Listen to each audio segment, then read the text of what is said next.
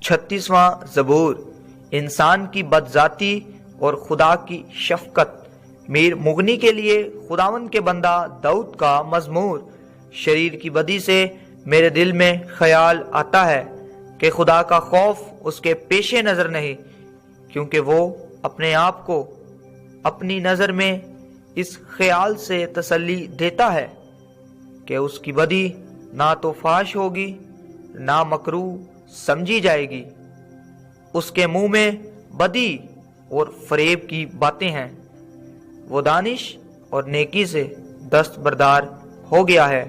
وہ اپنے بستر پر بدی کے منصوبے باندھتا ہے۔ وہ ایسی راہ اختیار کرتا ہے جو اچھی نہیں۔ وہ بدی سے نفرت نہیں کرتا۔ اے خداوند، آسمان میں تیری شفقت ہے، تیری وفاداری افلاک تک بلند ہے، تیری صداقت خدا کے پہاڑوں کی مانند ہے، تیرے احکام نہایت عمیق ہیں۔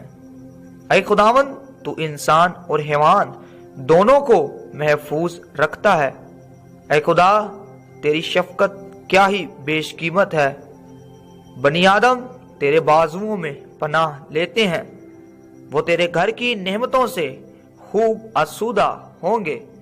تو ان کو اپنی خوشنودی کے دریا سے پلائے گا، کیونکہ زندگی کا چشمہ تیرے پاس ہے۔ تیرے نور کی بدولت ہم روشنی دیکھیں گے۔